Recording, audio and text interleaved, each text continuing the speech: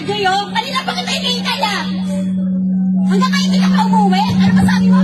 Ang tawin ka, di ba? Kung kaya mukha mo, hayop ka.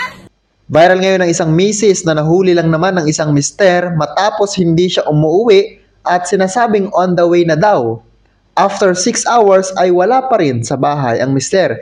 Kaya naman sinundan na ito ni misis at nahuli niya sa akto na kasama niya ang kanyang kabit na nakikipag-enjoy sa inuman. So panoorin natin ang buong video. Huwag na natin patagalin pa. This is Boy Sausaw, ang Sausawero. Sa issue ng iba. Kung di ka pa nakasubscribe at naka-follow, subscribe and follow mo na ako. Let's go! Tangina naman, RJ, oh. Kanina pa kita hinihintay na. Hanggang kayo hindi ka pa umuwi. Ano ba sabi mo? Ang tawin ka, di ba? Kung kaya mukha mo, hayop ka. Tignan mo, nagpapakasarap ka? Nagpapakasarap ka, ha? Hindi mo alam yun? Hindi ka agad umuwi, di ba? Sa bahay.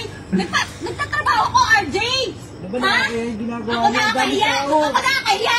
Ako pa nakakahiya. Huwag ka mag-iskandalo dito, te. May birthday dito, te. Nakakahiya. Tangina, kaya mukha mo ako mag-iskandalo. Hindi ako mag-iskandalo dito kung ayos yung ginagawa mo. Ang kapal mukha mo, ang daming tao.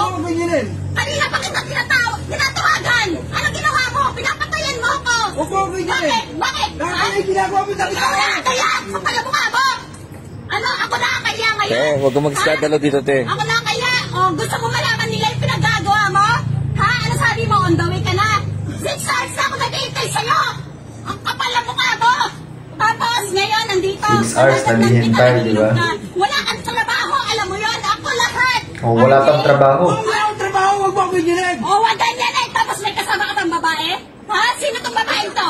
Wala yun. Ha? Wala. Wala. Ang sarap pa nga ng kanta mo. Kanina pa ako naka-standby doon sa labas, oh.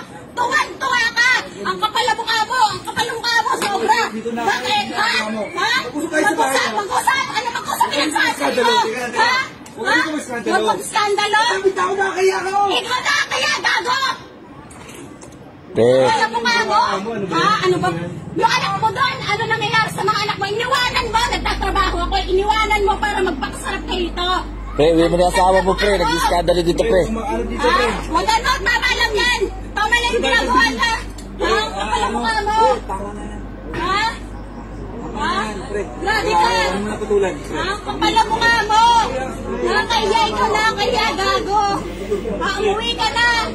Uwi ako doon kung ano gusto, ha? Kung kailan, ang kapal, ano kung kailan mo gusto? Ano, pagkatapos mo magpasarap sa akin? Kumuha ka ng babae para ano? Ha? Yaga ka na naman? Ha? Ganyan din, ginawa mo sa akin noong una. Hindi mo alam yan? Ha? Hey, alam mo ba yung ginawa sa akin yan noong una? Ha? Ganyan din yung ginawa niyan. Ha? Pasikat din yan. Tapos ngayon, ilan na anak niya? 3 na anak niya. Tapos nagaganyan siya. Oh, ano? Ano? May biktima ka na naman? Ha? Pagkatapos ng lahat, RJ? Te, uwi mo na yung asawa mo, pre. Nag-iskandalo dito, pre. Ha? Umuwi ka! Umuwi ka! Umuwi ka sa bahay, gago! Ha? Tama?